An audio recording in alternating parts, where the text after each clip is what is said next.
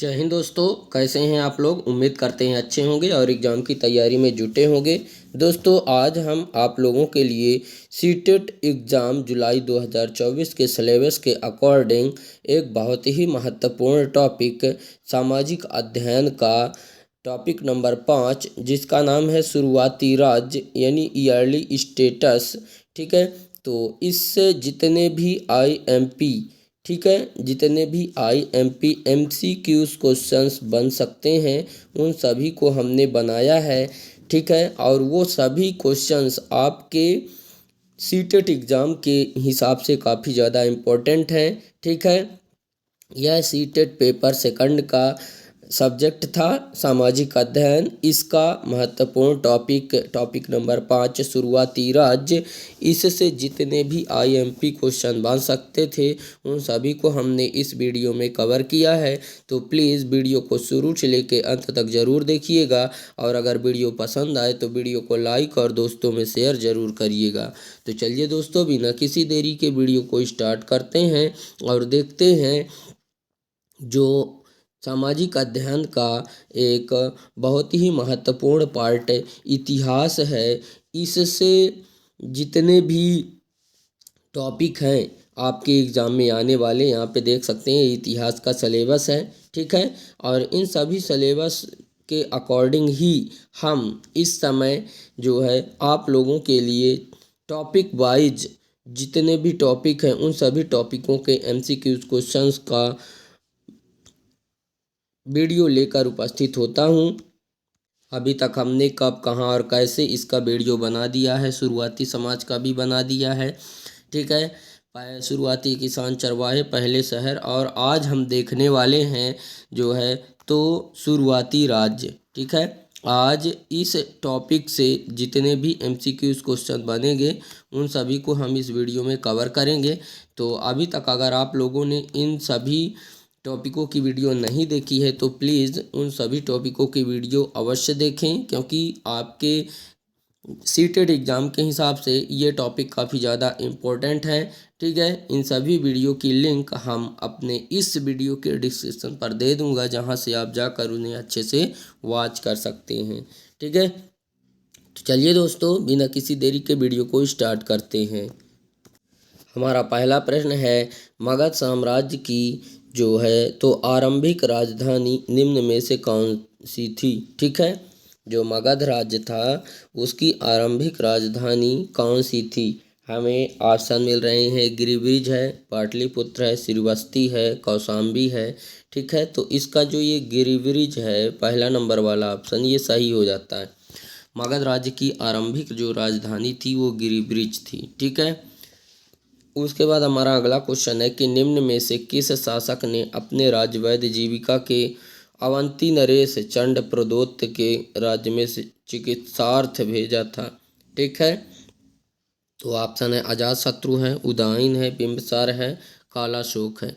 ठीक है, तो इसका जो ये बिंबिसार है ये वाला ऑप्शन तीसरा नंबर वाला सही हो जाता है। ठीक है, बिंबिसार एक ऐसा शासक था जिसने अपने राजवैध जीवक को अवंती नरेश चंड प्रदोत्त के राज्य में चिकित्सार्थ भेजा था, मतलब चिकित्सा करने के लिए भेजा था। ठीक है, हमारा तीसरा क्वेश्चन है कि निम्न कथनों पर विचार कीजिए। हमें दो कथन हैं जिसमें हमारा पहला कथन है 2500 से 3000 वर्ष पहले कुछ जगहों पर जन द्वारा यानी जनता द्वारा शासक चुना जाता था। दूसरा है अश्वमेध यज्ञ राज्य विस्तार से जुड़ा एक यज्ञ था। ठीक है, तो ये दो हमें कथन मिले हुए थे। अब इन दोनों ही कथन में कौन सा कथन सत्य है ये चीज़ बताना है। इसके लिए ऑप्शन है, पहला है केवल एक, दूसरा है केवल बी, तीसरा है ए और बी दोनों, चौथा है ना तो ए और ना ही बी। ठीक है, तो इसका जो है तो ये 3 नंबर वाला ऑप्शन सही हो जाएगा, मतलब ए और बी दोनों सही हैं। ठीक है, ये जो दो कथन मिले थे ये दोनों ही कथन सत्य हैं। ठीक है, हम देख लेते हैं हमारा चौथा नंबर क्वेश्चन कि निम्न कथनों में से कौन से कथन असत्य हैं, मतलब गलत हैं। ठीक है, तो ये ऑप्शन है, पहला है अश्वमेध यज्ञ में राजा की स्थिति महत्वपूर्ण होती थी। दूसरा, अश्वमेध यज्ञ में अन्य राजाओं की स्थिति दर्शक की भांति होती थी। तीसरा है अश्वमेध यज्ञ में राज पुरोहित राजा की विजय की कामना करता था। जो राजा है, जो पुरोहित होता था, वो राजा की विजय की कामना करता था। चौथा है उपरोक्त में से कोई नहीं।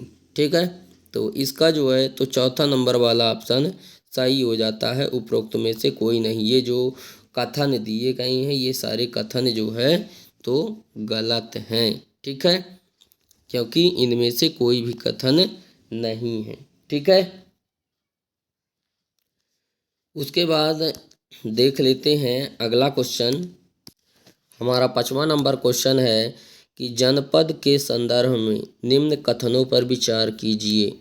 ठीक है, जनपद के संबंध में कौन सा वाला कथन जो है तो सत्य है। ठीक है, हमें आप पहला कथन है महायज्ञ को करने वाले राजा अब जन के राजा ना होकर जनपदों के राजा माना जाने लगे।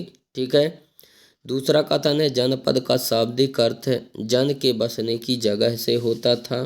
ठीक है, किससे होता था? जन के बसने की जगह से होता था। अब इसमें से कौन सा वाला ऑप्शन सही है? केवल ए सही है या केवल बी? केवल ए और बी, और ना तो ए और ना ही बी। ठीक है, तो कौन सा वाला इसका हो जाएगा? जो 3 नंबर वाला ऑप्शन है, ये दोनों ही कथन क्या हैं? सत्य हैं। ठीक है, उसके बाद है अगला क्वेश्चन कि महाजनपदों के संदर्भ में निम्न कथनों में से कौन सा कथन असत्य है। ठीक है, ये कथन दिए गए हैं, इनमें से गलत कौन सा है वो चीज़ बताना है। हमारा पहला कथन 2500 वर्ष पहले कुछ जनपद अधिक महत्वपूर्ण हो गए जिन्हें महाजनपद कहा जाने लगा। राजा अब सेना रखने लगे थे। सिपाहियों को नियमित वेतन देकर पूरे वर्ष रखा जाता था। उपरोक्त में से कोई नहीं। ठीक है, तो इसका कौन सा वाला ऑप्शन सही होगा? तो जो ये उपरोक्त में से कोई नहीं, मतलब जो ये हमें कथन दिए गए हैं, ये सारे कथन जो है तो असत्य हैं, इसलिए सत्य हैं, इसलिए उपरोक्त में से कोई नहीं। ठीक है, उसके बाद क्वेश्चन नंबर 7 देखते हैं।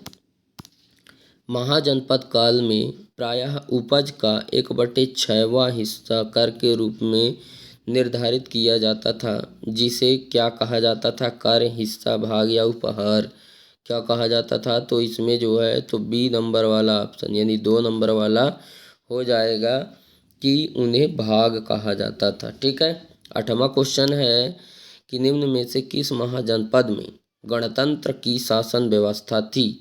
बज्जी, मगध, अवंती और वत्स। ठीक है, तो इसका जो ये 1 नंबर वाला ऑप्शन है ये सही हो जाएगा। ठीक है, बज्जी महाजनपद में गणतंत्र की शासन व्यवस्था थी। अगला क्वेश्चन नंबर 9 है कि जैन ग्रंथ खालिस्तान में तत्कालीन 16 महाजनपदों की सूची मिलती हैं। कौन से वाले जैन ग्रंथ में? भगवती सूत्र में, आचरांग सूत्र में, जैन सूत्र, महावीर सूत्र। ठीक है, तो कौन सा वाला हो जाएगा? इसका 1 नंबर वाला ऑप्शन सही हो जाता है, भगवती सूत्र में। ठीक है, हमारा अगला क्वेश्चन है क्वेश्चन नंबर जो 10 है। सूची 1 के महाजनपदों का सूची 2 की राजधानियों से मिलान कीजिए। ठीक है, तो इसमें सूची महाजनपद, सूची सेकंड जन राजधानी। तो वत्स की राजधानी मथुरा, गंधार, कौशाम्बी को कम्बोज, तक्षशिला, सूरसेन, हाटक। ठीक है, इनमें से बताना है कि कौन किसकी राजधानी है। ठीक है, तो इसमें जो है तो जो ये 1 नंबर वाला ऑप्शन है, ठीक है, ये वाला सही हो जाता है। ठीक है, क्योंकि जैसे वत्स है, वत्स का हो जाएगा कौशाम्बी, ये ए हो जाएगा। ठीक है, और बी का हो जाएगा तीसरा, ये बी। ठीक है, और सी का हो जाएगा चौथा। ठीक है, और ये हो जाएगा ए बी सी, और ये हो जाएगा डी। ठीक है, उसके बाद देखते हैं हमारा अगला क्वेश्चन जो है क्वेश्चन नंबर जो 11 है उसको देखते हैं। गंधार एवं कम्बोज के क्षत्रियों को क्या कहा जाता था? तक्षशिला क्षत्रिय, उच्च वर्ग क्षत्रिय, वर्तास स्त्रोतपाजीपीन विन क्षत्रिय या शस्त्रोपजीविन क्षत्रिय। ठीक है, क्या कहा जाता था? तो इसका जो है तो ऑप्शन हो जाएगा 3 नंबर ऑप्शन, ठीक है, यानी कि वर्तास शस्त्रोपजीवनी, ठीक है। अगला है निम्न कथनों पर विचार कीजिए। 2 कथन है, महात्मा बुद्ध के जन्म से पूर्व 16 महाजनपदों का उद्भव हो चुका था। दूसरा कथन है, बौद्ध ग्रंथ अंगुत्तर निकाय में तत्कालीन महाजनपदों की सूची मिलती है। अब इनमें से कौन सा वाला कथन सत्य है वो चीज़ बताना है। तो पहला है केवल ए, केवल बी, केवल ए और बी, ना तो ए और ना ही बी, ठीक है। तो कौन सा वाला ऑप्शन हो जाएगा इसका? तीसरा नंबर, ठीक है, यानी कि जो ये हमें कथन दिए गए हैं ये दोनों ही कथन सत्य हैं, ठीक है। अगला है 13 नंबर क्वेश्चन है कि 6ठी शताब्दी के ईसा पूर्व के 16 महाजनपदों के संदर्भ में निम्न में से कौन सा कथन असत्य है, ठीक है। हमें ऑप्शन है 16 महाजनपदों के वज्जी और मल्ल गणतंत्र थे, शेष सभी राजतंत्रात्मक राज्य थे। 16 महाजनपदों में मगध सर्वाधिक शक्तिशाली थे। इनमें आसमक की एक ऐसा जनपद था जो दक्षिण भारत में गोदावरी के किनारे स्थित था। उपरोक्त में से कोई नहीं, ठीक है। तो इसका कौन सा वाला ऑप्शन सही हो जाएगा? तो इसका जो है तो 4 नंबर वाला ऑप्शन, ये जो हमें कथन दिए गए हैं ये सब के सब सही हैं, असत्य कोई भी नहीं है, इसलिए हो जाएगा चौथा नंबर ऑप्शन, उपरोक्त में से कोई नहीं, ठीक है। अगला क्वेश्चन 14 नंबर है, महाजनपद काल में कृषि के संदर्भ में निम्न कथनों पर विचार कीजिए। कथन है, इस काल में हल के फाल अब लोहे के बनने लगे थे। दूसरा है, यहाँ के लोगों ने धान के पौधों का रोपण शुरू कर दिया था, पहले छिटक कर बोते थे अब रोपण करने लगे। उपरोक्त कथनों में से कौन सा वाला कथन गलत है, ठीक है। तो इसमें ऑप्शन है केवल ए, केवल बी, केवल ए और बी, ना तो ए और ना ही बी, ठीक है। तो कौन सा वाला होगा? 3 नंबर, यानी जो ये हमें कथन दिए गए हैं ये दोनों ही कथन क्या हैं? सत्य हैं।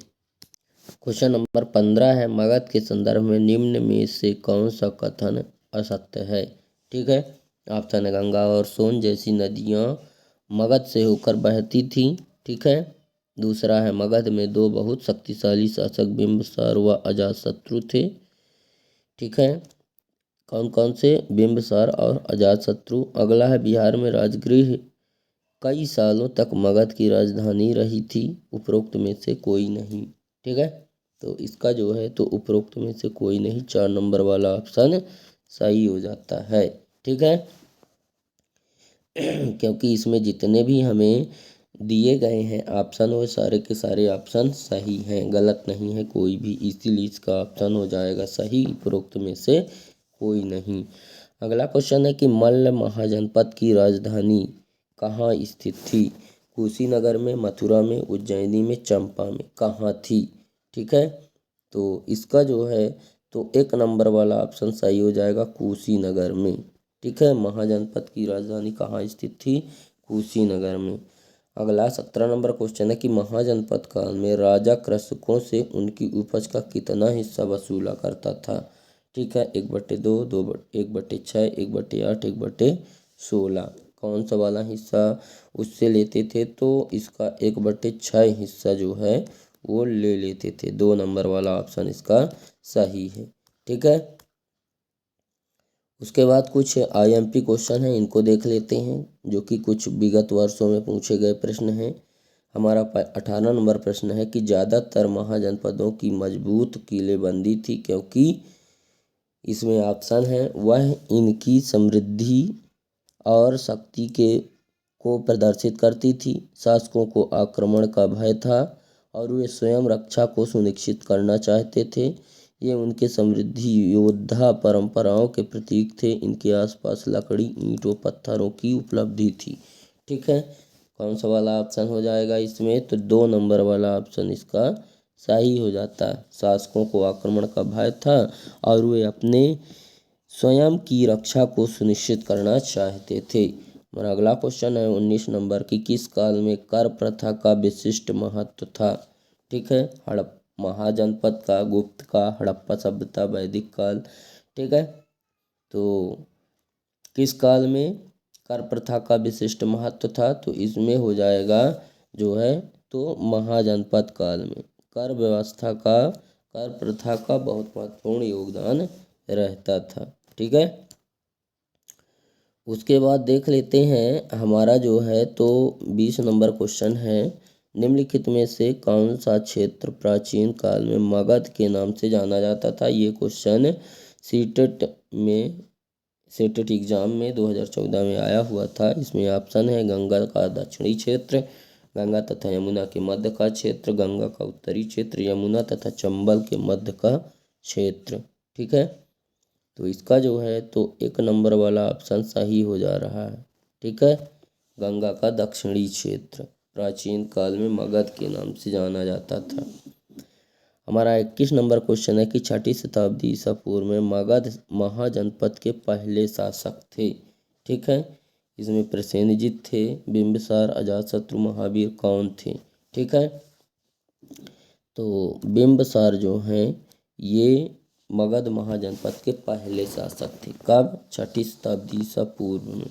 ठीक है, उसके बाद हमारा 22 नंबर का जो क्वेश्चन है वो है निम्न कथनों का जो है तो निम्नलिखित का मिलान करना है। ठीक है, जैसे नर्मदा, वज्जी, गोरो पहाड़ी, गंगा घाटी, सिंधु और उसकी सहायक नदियाँ, इनको इधर मिलान करना है, कौन से वाले का कौन सा वाला सही होगा। ठीक है, तो इसका ये चौथा नंबर वाला ऑप्शन सही हो जाता है। ठीक है, मतलब जो है तो जो ये दूसरा है। ठीक है, मतलब जो है ए का हो जाएगा जो है तो कौन सा, दूसरा, ये ए है। ठीक है, ए नंबर हो गया। और बी का देखते हैं। ठीक है, ए का हो जाएगा दूसरा, बी का हो जाएगा पहला, ये बी का है, बज्जी आरंभिक गणतंत्र था। ठीक है, नर्मदा घाटी अखेटक और संग्राहक था। ठीक है, तीसरा देखते हैं, तीसरा हो जाएगा चौथा नंबर, ये सी है। ठीक है, सॉरी ये चौथा नंबर ये वाला। ठीक है, ये और जो है तो अगला हो जाएगा ये 3 नंबर वाला ऑप्शन। ठीक है, 1 2 3 ये चौथा हो जाएगा। ठीक है, यानी कि जो है तो डी नंबर वाला ऑप्शन। ठीक है, और बचा है ये, तो ये हो जाएगा कौन सा, ए बी सी डी, ये हो जाएगा ई। ठीक है, तो इस प्रकार से दोस्तों उम्मीद करते हैं आपको यह वीडियो पसंद आई होगी। वीडियो अगर पसंद आई तो वीडियो को लाइक करें, दोस्तों में शेयर करें, और अगर आप हमारे चैनल पर नए हैं तो चैनल को सब्सक्राइब करें एंड बेल आइकन भी प्रेस करें ताकि हमारी नई नई वीडियो की नोटिफिकेशन आपको सबसे पहले मिले। दोस्तों आज के लिए बस इतना ही, मिलते हैं आप सभी लोगों से नेक्स्ट वीडियो में नेक्स्ट टॉपिक के साथ। तब तक के लिए जय हिंद, वंदे मातरम।